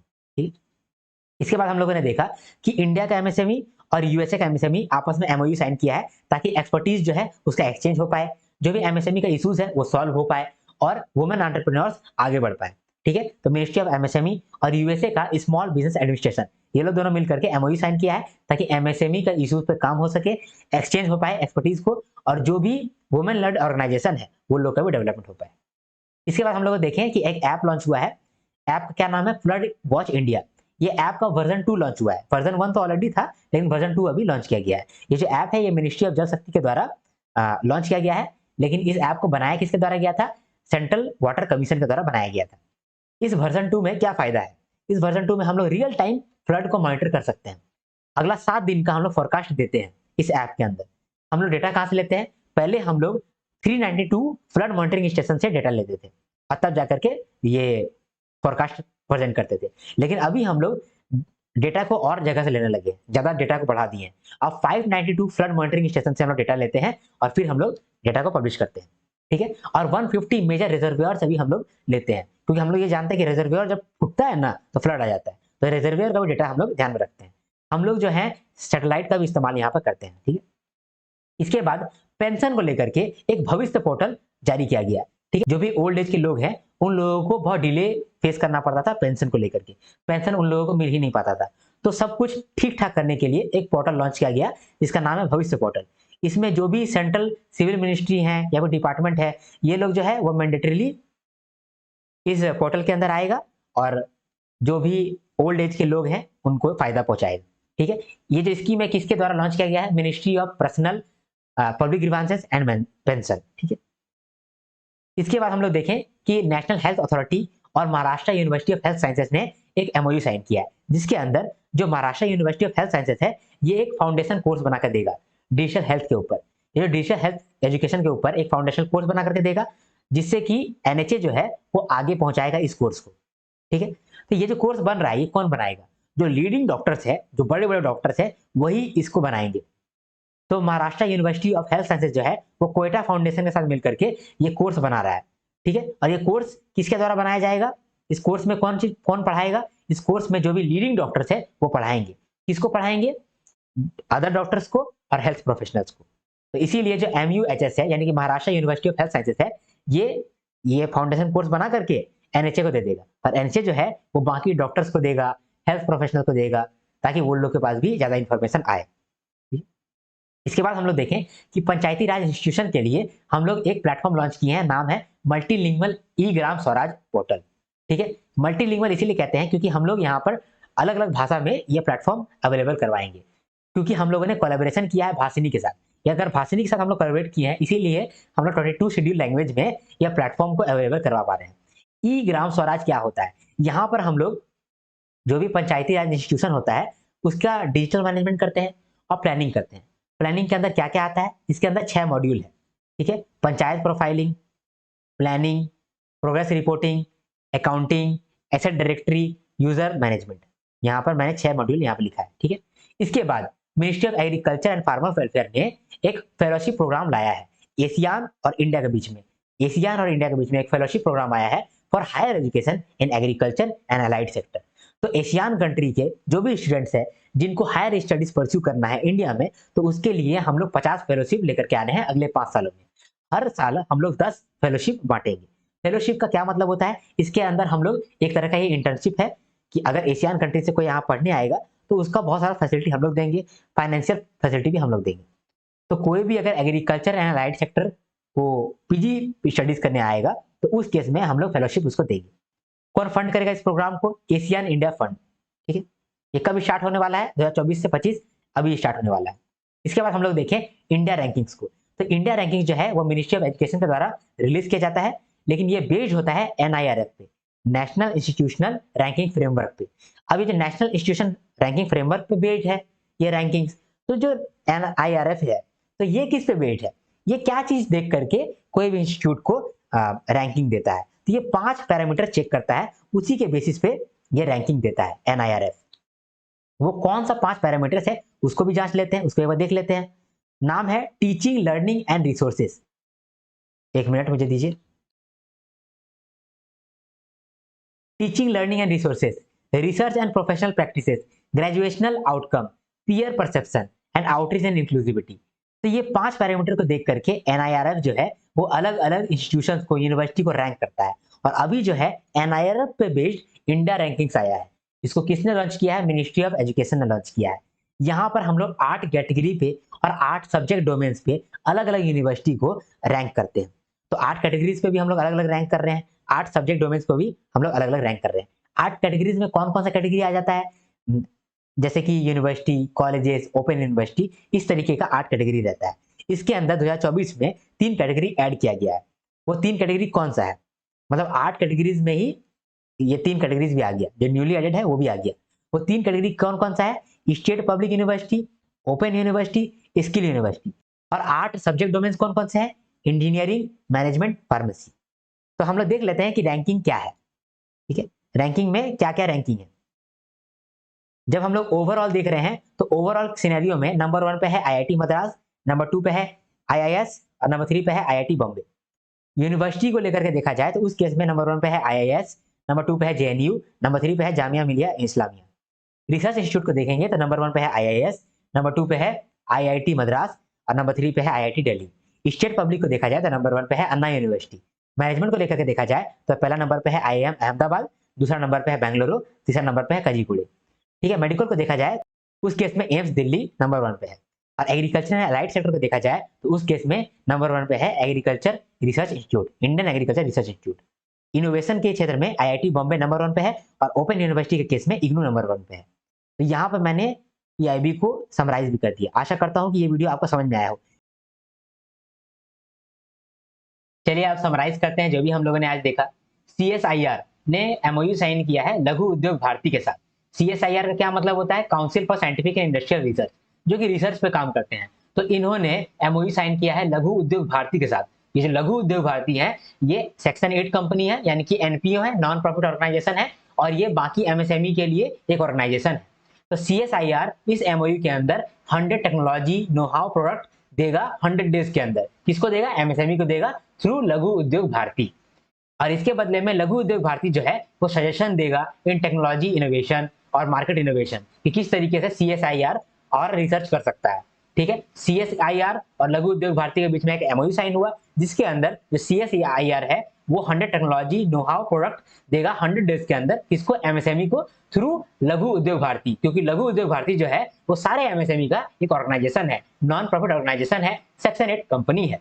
इसके बाद हम लोगों ने देखा कि KVIC और मिनिस्ट्री ऑफ MSME ये लोग दोनों मिलकर के MOU साइन किया है डिपार्टमेंट ऑफ पोस्ट के साथ, ताकि डिपार्टमेंट ऑफ पोस्ट में जो भी इंप्लॉइज काम करते हैं, डाकिया डाक लाया वाला काम करते हैं, तो उन लोगों को हम लोग फिजिकल वेरिफिकेशन के लिए भेज सकें। किस चीज का फिजिकल वेरिफिकेशन करना है हम लोगों को? जो भी यूनिट सेटअप हुआ है अंडर प्रधानमंत्री एम्प्लॉयमेंट गारंटी प्रोग्राम। अब प्रधानमंत्री एम्प्लॉयमेंट गारंटी प्रोग्राम जो है ना, इसके अंदर बहुत सारे यूनिट सेटअप किया है और उस यूनिट सेटअप करने पर हम लोगों ने गवर्नमेंट के द्वारा सब्सिडी दिया है। तो सब्सिडी दिया है गवर्नमेंट, तो उसका एक बार फिजिकल वेरिफिकेशन तो होना चाहिए कि यूनिट बना भी है कि नहीं बना है। तो कैसे कर सकता है? मिनिस्ट्री ऑफ MSME और KVIC ये लोग दोनों ने दिमाग लगाया कि डिपार्टमेंट ऑफ पोस्ट को हम लोग बोलते हैं, डिपार्टमेंट ऑफ पोस्ट के अंदर जो पोस्ट ऑफिसर रहता नहीं है, जो डाकिया डाक लाया, तो वो डाक जगह ले जाने जाता ही है, तो वो लोग एक बार फिजिकल वेरिफिकेशन भी कर देगा साथ ही साथ, है ना। ये जो प्रधानमंत्री एम्प्लॉयमेंट गारंटी प्रोग्राम है इसके बारे में मैंने अभी बताया ही है इस वीडियो में। अगर आपने देखा नहीं है तो उसको देख लीजिएगा, नहीं तो आप अलग से पढ़ लीजिएगा। ठीक है, इसके अंदर हम लोग 13,000 करोड़ इस बार एलोकेट किए हैं बजट में। ये जो PMEGP है, प्रधानमंत्री एम्प्लॉयमेंट गारंटी प्रोग्राम, इसमें 2 स्कीम को मर्ज किया गया था 2008 में, PM रोजगार को और रूरल एम्प्लॉयमेंट जनरेशन प्रोग्राम को। ये जो स्कीम है इसके अंदर 2 मेन चीज है, एक है मार्जिन मनी सब्सिडी और दूसरा है बैकवर्ड एंड फॉरवर्ड लिंकेज। ठीक है, मार्जिन मनी सब्सिडी के अंदर हम लोग नया नया यूनिट को सेटअप करते हैं और बैकवर्ड एंड फॉरवर्ड लिंकेज में हम लोग EDP ट्रेनिंग यानी कि एम्प्लॉयमेंट एंटरप्रेन्योर डेवलपमेंट ट्रेनिंग ये सब करते हैं। इसके बाद फिर हम लोग अगला देखें कि Flipkart supply chain operation academy में बहुत सारे यूथ को भेज रहा है। कौन भेज रहा है? Ministry of skill development and entrepreneurship. ये जो ministry of skill development and entrepreneurship है, ये क्या कर रहा है? मिनिस्ट्री बहुत सारे यूथ को फ्लिपकार्ट का सप्लाई चेन ऑपरेशन एकेडमी में भेज रहा है, ताकि जो भी यूथ है वो सीख पाए कि सप्लाई चेन किस तरह से काम करता है। एक बार सीख लेगा तो स्किल आएगा तो वो लोग एम्प्लॉयबल बन पाएगा। ठीक है, ये जो ministry of skill development and entrepreneurship है, ये किस योजना के अंतर्गत ये काम कर रहा है? PM कौशल विकास योजना 4.0। इसके अंदर यूथ जब जाएगा ट्रेनिंग लेने के लिए, उसको 7 डेज का क्लासरूम का ट्रेनिंग मिलेगा, यानी कि 7 डेज वो सब सीखेगा, थ्योरी करेगा, और 45 डेज वो हैंड्स ऑन करेगा, यानी कि प्रैक्टिकल करेगा। इसके बाद फिर हम लोग देखें कि एक मिनिस्ट्री ऑफ एजुकेशन जो है वो हायर एजुकेशन के लिए, मिनिस्ट्री ऑफ एजुकेशन जो है अभी एक प्रोग्राम लेकर के आया है जिसमें जो भी डिजेबल्ड स्टूडेंट है ना, तो डिजेबल्ड स्टूडेंट लोगों के लिए हम लोग टीचर लोगों को सिखा रहे हैं। तो जो भी हायर एजुकेशन इंस्टीट्यूट है वहां पर जा करके टीचर लोग को हम लोग ट्रेनिंग दे रहे हैं कि देखो टीचर लोग, जो डिजेबल्ड स्टूडेंट होता है ना, उन लोगों को तुम किस तरीके से मैनेज कर सकता है, किस तरीके से उसको पढ़ा सकता है। ठीक है, अभी इस प्रोग्राम का सेकंड साइकिल चालू हो गया है। ये सेकंड साइकिल है, ये अगस्त से लेकर दिसंबर तक चलेगा, और जो फर्स्ट साइकिल था वो जनवरी से लेकर के जुलाई तक चला था। ठीक है, इस प्रोग्राम का नाम है Malaviya mission teacher training programme. और ये जो डिजेबिलिटी है इसको हम लोग स्पेशल लर्निंग डिजेबिलिटी कहते हैं। जैसे कि आपने देखा भी होगा कि एक मूवी भी निकला था आमिर खान का, जिसमें एक बच्चा तो था उसको ADHD था, यानी कि उसको चीज समझ में नहीं आता था, उसको कुछ अलग ही समझ में आता था। तो उस तरीके के बच्चे को हैंडल करने के लिए हम लोग टीचर को एक ट्रेनिंग देंगे, ठीक है। उस ट्रेनिंग प्रोग्राम का ही नाम है Malaviya mission teacher training programme, ठीक है। उसका अभी सेकंड साइकिल चालू हो गया, ये था न्यूज। इसके बाद फिर हम लोग अगला न्यूज में देखें कि इंडिया और डेनमार्क ये लोग दोनों मिल करके स्मार्ट लेबर क्लीन रिवर्स का एक प्रोजेक्ट है, उसको स्टैब्लिश किया है। कहां पर? वाराणसी, यूपी में। यहाँ पर ये लोग क्या करेगा, जो रिवर है उसको क्लीन करने के लिए एक लैब बनाएगा और वहां पर दिमाग लगाएगा किस तरीके से हम लोग इसको क्लीन कर सकते हैं, ठीक है। ये काम करेगा इंडिया और डेनमार्क मिलकर के। ये एक ट्राइपार्टाइट इनिशिएटिव है, यानी कि 3 ऑर्गेनाइजेशन मिलकर के यहाँ काम कर रहा है। Department of water resources, IIT Banaras Hindu university और गवर्नमेंट ऑफ डेनमार्क, ठीक है। तो ये ट्राइपार्टाइट इनिशिएटिव हो गया। अभी जो है ये 16 करोड़ रुपया खर्चा हो रहा है, कहां से? मिनिस्ट्री ऑफ जल शक्ति से, और 5 करोड़ रुपया खर्चा हो रहा है डेनमार्क से। अभी जो है मेन चीज वो वरुण रिवर पे हो रहा है। तो वरुण रिवर पे पहले तो ये प्रोजेक्ट चालू हुआ है, स्मार्ट लेबर क्लीन रिवर, और इस तरीके से फिर और भी होगा। ये वरुण रिवर कहां पर है? वाराणसी, यूपी में है, ठीक है। इंडिया और डेनमार्क के बीच में ये एग्रीमेंट हुआ है। इसके बाद फिर हम लोग देखें कि दीनदयाल स्पर्श योजना, तो डिपार्टमेंट ऑफ पोस्ट ने दीनदयाल स्पर्श योजना चालू किया है। किन लोगों के लिए? जो क्लास 6 से लेकर 9 क्लास के बच्चे हैं, जिनका हॉबी है पायलटली। पायलटली का मतलब होता है कि जो पोस्ट ऑफिस के जो स्टैम्प नहीं होते हैं, उसको कोई कलेक्ट करता है, तो उसका जो हॉबी होता है, स्टैम्प कलेक्ट करने का जो हॉबी होता है, उसके लिए हम लोग स्कॉलरशिप दे रहे हैं। जो भी पायलटली कलेक्ट करता होगा उस बच्चों को हम लोग स्कॉलरशिप देंगे। कितना? 6000 पर ईयर, या फिर कहें कि 1500 क्वार्टरली। तो फाइलेटली क्लब होगा स्कूल के अंदर, तो वहां पर जो भी बच्चे मेंबर होंगे वो लोग हो सकते हैं, या फिर अगर स्कूल में कोई फाइलेटली क्लब नहीं है तो उस केस में फाइलेटली अकाउंट खुलता है पीओ पोस्ट ऑफिस में, तो वहां पर भी आप 200 रुपए में अकाउंट खुला सकते हैं। तो वो बच्चे भी फिर एलिजिबल हो जाएंगे। और ध्यान देने वाली बात है कि वो बच्चे ही एलिजिबल हैं जो कि फाइनल एग्जाम में 60% स्कोर किए, और SC/ST के लिए 5% का रिलैक्सेशन। इसके बाद फिर हम लोगों ने देखा कि इंडियन फार्मासोपिया कमीशन और ministry of health and family welfare और मिनिस्ट्री ऑफ एक्सटर्नल अफेयर्स, ये तीनों मिलकर के एक फोरम लाया। उस फोरम में क्या हुआ कि 15 कंट्रीज के जो भी पॉलिसी मेकर्स हैं, जो भी ड्रग रेगुलेटर्स हैं, वो लोग आपस में आके मिले और इंडियन फार्मास्यूटिकल के बारे में बात की, समझे। तो ये जो फर्स्ट पॉलिसी मेकर्स फोरम हुआ है, ये कहाँ हुआ है? न्यू दिल्ली में हुआ है। किसने कराया है? इंडियन फार्मासोपिया कमीशन और ministry of health and family welfare and ministry of external affairs, ठीक है। यहाँ 15 कंट्रियों से पॉलिसी मेकर्स आए और ड्रग रेगुलेटर्स आए, और यहाँ पर 2 प्लेटफॉर्म लॉन्च किया गया। एक प्लेटफॉर्म है आईपी ऑनलाइन पोर्टल और दूसरा प्लेटफॉर्म है adverse drug reaction monitoring system software, ठीक है। जो आईपी ऑनलाइन पोर्टल है, यहाँ पर जो भी स्टेक होल्डर है वो लोग एक्सेस कर सकते हैं इस पोर्टल को, और दूसरा है adverse drug reaction monitoring system software. ये जो सिस्टम है ये देखेगा कि इंडियन पॉपुलेशन जो है वहां पर कौन सा ड्रग का किस तरीके से रिएक्शन आता है। मान लीजिए कि एक ड्रग है, ठीक है, पैरासीटामोल। तो ये जो पैरासीटामोल है, इंडिया के लेवल पे देख रहे हैं कि इंडिया में किस तरीके का इस ड्रग का रिएक्शन है। क्या इस ड्रग से लोग ज्यादा तबियत खराब हो जा रहे हैं? अगर ज्यादा तबियत खराब हो जा रहे हैं तो उसका डेटा रखेगा। तो ये जो सॉफ्टवेयर है, जहां पर इसका नाम है ADRMS, इसमें जो है ना ड्रग रिएक्शन को मॉनिटर करने का एक सिस्टम है, और यहाँ पर सारा डेटा को रखा जाएगा, ठीक है। इसके बाद फिर हम लोग अगला देखें कि अटल इनोवेशन मिशन, नीति आयोग और CSIRO ऑस्ट्रेलिया, ये लोग दोनों मिल करके इनवाइट कर रहा है एप्लीकेशंस फ्रॉम स्टार्टअप्स और MSME। मतलब बुला रहा है स्टार्टअप्स को, MSME को कि आओ भाई आ जाओ, तुम लोग को हम ग्रांट देंगे। अगर तुम लोग एग्रीटेक को लेकर काम कर रहा होगा, एग्रीकल्चर टेक्नोलॉजी पे काम कर रहा होगा, तो हम लोग तुम लोग को ग्रांट देंगे। कितना ग्रांट देंगे? 45 लाख देंगे इन नॉन इक्विटी ग्रांट। ये जो राइज एक्सेलरेशन है, इस प्रोग्राम के अंदर हम लोग ग्रांट दे रहे हैं। ये जो राइज एक्सेलरेशन है, ये कब लॉन्च हुआ था? 2023 में लॉन्च हुआ था।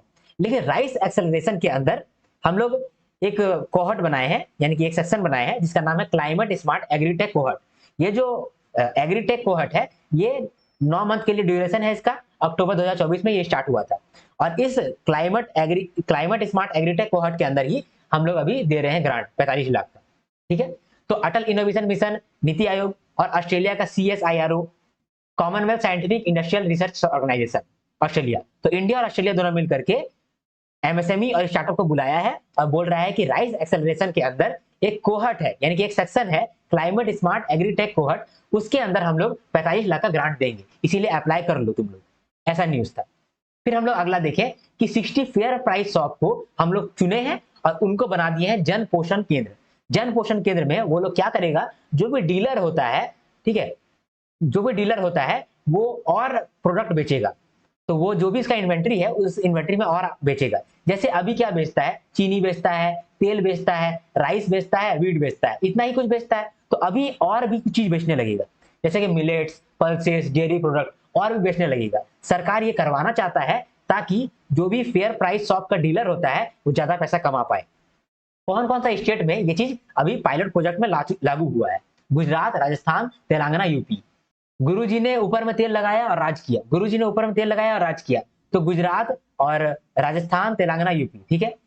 ये जो जन पोषण केंद्र है इसमें 50% जो प्रोडक्ट होगा ये न्यूट्रिशन प्रोडक्ट होगा और 50% प्रोडक्ट होगा वो एडिशनल प्रोडक्ट होगा, ठीक है। इसके साथ साथ 3 ऐप भी लॉन्च किया गया। एक है एफपीएस सहाय। इसके अंदर क्या होगा, इनवॉइस को देख करके सिडबी जो है वो लोन दे पाएगा किसको, फेयर प्राइस शॉप ओनर को, ठीक है।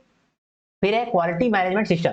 क्वालिटी मैनेजमेंट सिस्टम में क्या होता है कि क्वालिटी कंट्रोल लैब बनेगा और वो देखेगा कि जब आप कोई चीज खरीद रहे हैं, उसको स्टोर कर रहे हैं, डिस्ट्रीब्यूशन कर रहे हैं, तो इसको मैनेज करने के लिए ये सिस्टम बनाया गया है जिसका नाम है क्वालिटी मैनेजमेंट सिस्टम।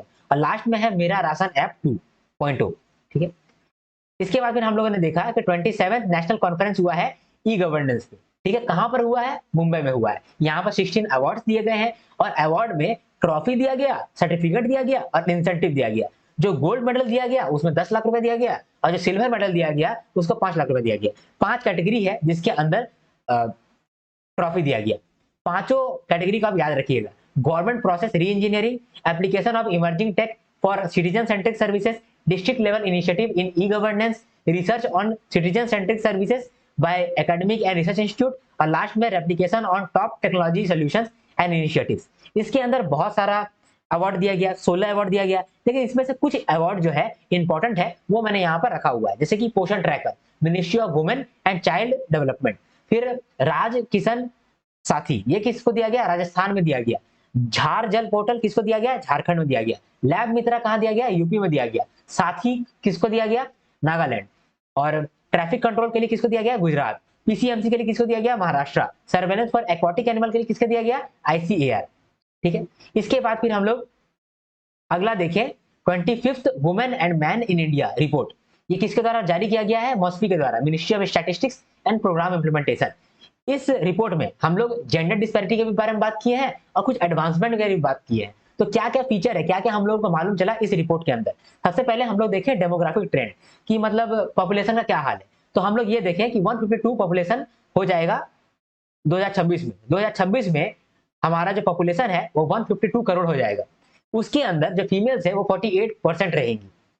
जिसका भी एज 60 प्लस होगा उसका नंबर ऑफ दैट पर्सन बढ़ जाएंगे। इसका मतलब कि जो 60 साल के एज के ज्यादा बंदे हैं वो लोग और बढ़ेंगे और जो 15 साल के अंदर बच्चे हैं वो कम होंगे, ठीक है। साथ में वर्किंग एज पॉपुलेशन जो है वो 65% हो जाएगा 2036 के अंदर, ठीक है। इसके बाद सेक्स रेशियो का इंप्रूवमेंट हुआ है। 2011 में जो सेक्स रेशियो था वो 943 था, जो कि 2036 में 952 हो जाएगा। इसके बाद फिर हम लोग फर्टिलिटी एंड एजुकेशन देखें। फिर हम लोग यहाँ पर एक चीज देखें कि जैसे ही लड़कियों में, जैसे ही फीमेल्स में एजुकेशन आता है तो फर्टिलिटी रेट कम हो जाता है, ठीक है। हम लोगों ने एज स्पेसिफिक देखा और इसमें ये जाना कि 20 साल से 24 साल की उम्र में डिक्रीज हो गया है फर्टिलिटी और 25 साल से 29 साल की उम्र में भी डिक्रीज हो गया फर्टिलिटी। लेकिन 35 साल से 39 साल की उम्र में जो फर्टिलिटी है वो बढ़ गया है। साथ में हम लोग ये भी देखें जो इलिटरेट है उनका फर्टिलिटी ज्यादा है, जो लिटरेट है उनका फर्टिलिटी कम है। साथ में हम लोग हेल्थ इंडिकेटर में देखें मैटरनल मोर्टेलिटी रेशियो। इसमें हम लोग देखें कि कितना फीमेल्स है, कितना माँ है जो कि बच्चा को जन्म देते ही मर जाती है, उनका देहांत हो जाता है। तो 97 पर लाख, 1 लाख में 97 ऐसी है जो कि हो जाता है, उनका डेथ हो जाता है। 2018 से लेकर 2020 का ये डेटा है और हम लोग काफी क्लोज है। हम लोग को एसडीजी टारगेट के हिसाब से ये नंबर जो है वो 70 कर देना है, 70 पर लाख। हम लोग 97 में है, ज्यादा दूर नहीं है। इसके साथ कहा गया कि इन्फेंट मोरालिटी रेट क्या है। इन्फेंट मोरालिटी रेट का मतलब होता है कि जो बच्चे जन्म लेते ही मर जाते हैं तो उसका क्या रेट है। तो फीमेल और मेल का सेम ही है, 28 आउट ऑफ 1000। फिर अंडर 5 मोरालिटी रेट 32 है, ठीक है। इसके बाद फिर हम लोग इकोनॉमिक पार्टिसिपेशन में देखें कि लेबर रेट का जो लेबर फोर्स का जो पार्टिसिपेशन रेट है वो मेल में 78.5% है और फीमेल में 37% है, ठीक है। इसका क्या मतलब है, लेबर फोर्स कितना पार्टिसिपेट कर रहा है। लेबर फोर्स में जानते हैं 2 चीज आता है, एक तो वो भी आ गया जो कि काम करना चाहता है लेकिन काम मिला नहीं है, एक वो भी आ गया जो काम कर रहा है। तो काम कर रहा है या फिर करना चाहता है वो लेबर फोर्स में आ गया। तो 78% जो है वो मेल है और फीमेल जो है 37% है, यानी कि मेल जो है वो डबल है। इकोनॉमिक पार्टिसिपेशन में फीमेल बहुत पीछे है। फिर पॉलिटिकल पार्टिसिपेशन में वुमेन जो है 2019 में ज्यादा वोटर बन करके आई, 67.2% जो है वो आकर के वोट दी, अच्छी बात है। एंटरप्रेन्योरशिप में वुमेन लेड स्टार्टअप जो है 47.6% है, 2023 का बात कर रहे हैं, बहुत अच्छी बात है। इसके बाद फिर हम लोग मिनिस्ट्री ऑफ पावर का बात करें कि मिनिस्ट्री ऑफ पावर ने 3 प्रोजेक्ट लॉन्च किया है, प्रॉम्प्ट, ड्रिप्स और जल विद्युत डीपीआर। प्रॉम्प्ट का फुल फॉर्म है portal for online monitoring of project thermal. Drips का फुल फॉर्म है disaster resilient infrastructure for power sector portal. Last में है जल विद्युत डीपीआर। ये तीनों जो स्कीम है या तीनों जो भी प्रोग्राम है, इसके अंदर मिनिस्ट्री ऑफ पावर जानते क्या चाहता है? वो ये चाहता है कि कभी भी डिजास्टर आ जाए तो हम लोग का जो भी थर्मल पावर प्लांट है तो ये ना मतलब इफेक्ट ना पड़े। इसीलिए जो पहला प्रोग्राम है portal for online monitoring of project thermal, इसमें हम लोग रियल टाइम ट्रैकिंग करते हैं कि मेरा थर्मल पावर प्लांट जो है वो सही से काम कर रहा है या नहीं कर रहा है। अगर नहीं कर रहा है तो उसको और इंप्रूव करेंगे। दूसरा है drips, disaster resilient infrastructure for power sector. हम लोग पावर सेक्टर का डिसरप्शन को रोकने के लिए और डिजास्टर में बचने के लिए ये पोर्टल को लॉन्च किया। लास्ट में जल विद्युत डीपीआर, ये एक ऑनलाइन पोर्टल है जिसमें कि हम लोग सर्वे को और इन्वेस्टिगेशन को मॉनिटर करते हैं ताकि हाइड्रो पावर और पम्प्ड स्टोरेज प्रोजेक्ट और बढ़ पाए। ये तीनों प्रोजेक्ट जो है उसको डेवलप कौन कर रहा है? Central electricity authority. ये सवाल भी आपसे पूछा जा सकता है और ये जो तीनों प्रोग्राम है इसका फुल फॉर्म आपसे पूछा जा सकता है, ठीक है। इसके बाद फिर हम लोग देखें यूपीएस के बारे में। अभी सरकार जो है वो यूपीएस लेकर के आया है। यूपीएस मतलब यूनिफाइड पेंशन सिस्टम। अभी ओल्ड पेंशन सिस्टम और खत्म हो गया था, न्यू पेंशन सिस्टम आया था, लेकिन अभी जो है यूनिफाइड पेंशन सिस्टम आया है। ये जो यूनिफाइड पेंशन सिस्टम है ये एनपीएस और ओपीएस ये दोनों का बेस्ट चीज को इंक्लूड करके लाया गया है। अब यहाँ पर ये जो यूपीएस आया है ये टीवी सोमनाथन कमेटी की वजह से आया है। टीवी सोमनाथन कमेटी का रिकमेंडेशन पे भी आया है, ठीक है। साथ में जो भी एम्प्लॉय 2004 के बाद ज्वाइन किए हैं वो चूज कर सकते हैं यूपीएस के बीच में या फिर एनपीएस के बीच में, ठीक है। ये 1 अप्रैल 2025 से ये इफेक्टिव हो जाएगा, ठीक है। यहाँ पर जो एम्प्लॉयज है उसको 50% of their salary age pension मिलेगा। गारंटेड पेंशन मिलेगा अगर वो 25 ईयर्स ऑफ सर्विस काम किया है। गारंटेड पेंशन में कितना पेंशन मिलेगा? 50% of last 12 months average salary. तो लास्ट 12 मंथ में वो जितना भी सैलरी लिया होगा उसका एवरेज सैलरी का 50% उसको मिलेगा गारंटेड पेंशन, अगर उसने 25 ईयर्स ऑफ सर्विस दिया है। लेकिन अगर उन्होंने सिर्फ 10 ईयर का सर्विस दिया है तो उसको मिनिमम गारंटेड पेंशन 10,000 का मिलेगा। अगर कोई रिटायरी है वो मर जाता है तो उसका फैमिली को कितना पेंशन मिलेगा? 60% पेंशन मिलेगा। इन्फ्लेशन इंडेक्सेशन कैसे होगा? यहां पर हम लोग डियरनेस रिलीफ देंगे based on all India CPI industrial workers के लिए, ठीक है। लास्ट में देखिए जैसे ही कोई रिटायर होगा तो उसको हम लोग एक लमसम अमाउंट भी देंगे। ये जो यूपीएस है इसमें कंट्रीब्यूट कौन कितना करेगा? तो गवर्नमेंट जो है वो 18.5% कंट्रीब्यूट करेगा और एम्प्लॉय जो है वो 10% कंट्रीब्यूट करेगा, ठीक है। इसके बाद फिर हम लोग देखें कि इंटरनेशनल लेबर ऑर्गेनाइजेशन जो है वो एक रिपोर्ट लॉन्च किया जिसका नाम है global employment trends for youth 2024। ये जो है 20th पब्लिकेशन है और इसके अंदर क्या क्या हाईलाइट दिया गया है वो हम लोग देख लेते हैं। इसमें कहा गया है कि जो ग्लोबल यूथ का अनएम्प्लॉयमेंट रेट है वो 15 साल के लो में है। कितना है? 13% है। 65 मिलियन जो लोग हैं वो अनएम्प्लॉयड है। इसके बाद कहा गया नीड्स को लेकर के। नीड्स का फुल फॉर्म होता है not in employment education and training. ऐसा व्यक्ति जिसको ना ही एम्प्लॉयमेंट मिला है, ना ही एजुकेशन है, ना ही ट्रेनिंग है, तो उस तरीके का कितना यूथ है? 20% ऑफ यूथ नीड्स का कैटेगरी में है। मतलब ना ही उसको एजुकेशन मिला है, ना ही ट्रेनिंग ठीक से मिला है और ना ही उसको अनएम्प्लॉयमेंट मिला है, ठीक है। और 20% यानी कि हर 5 में से एक बंदा जो है वो नीड्स के कैटेगरी में है। बहुत चिंताजनक बात है। इसकी वजह से बहुत सारा जो नीड है, बहुत सारा जो यूथ है वो टेंशन में है, एंजाइटी में है। और इसमें भी 2/3 जो है वो वुमेन है। अपॉर्चुनिटी में भी बहुत सारे इनइक्वालिटी है अलग अलग देशों में। जो हाई इनकम कंट्रीज है वहां 76% ऐसे लोग हैं जिनको आराम से लॉन्ग टर्म जॉब मिल जाता है, सिक्योर और स्टेबल जॉब मिल जाता है। लेकिन लो इनकम कंट्रीज में सिर्फ 20% ऐसे लोग हैं जिनको लॉन्ग टर्म जॉब मिल पाता है, सिक्योर जॉब मिल पाता है, स्टेबल जॉब मिल पाता है। इसके बाद लो एंड मिडिल इनकम कंट्रीज में 50% जो है वो इनफॉर्मल सेक्टर में अनएम्प्लॉयड है, ठीक है। जेंडर पैरिटी का बात किया तो इसमें कहा गया कि जो यूथ का अनएम्प्लॉयमेंट रेट है वो वुमेन का ज्यादा है, मैन का कम है। इसके बाद कहा गया कि साउथ एशिया ही ऐसा सब रीजन है जहां पर एग्रीकल्चर से लार्जेस्ट एम्प्लॉयर होता है। ठीक है। इसके बाद फिर हम लोग देखें कि माइक्रोप्लास्टिक और नैनो प्लास्टिक, जो छोटा छोटा प्लास्टिक का पार्टिकल होता है, वो हमारे खाने में आ गया है, हमारे खाने को कॉन्टामिनेट कर दिया है। माइक्रोप्लास्टिक 5 मिलीमीटर से भी छोटा होता है। ठीक है।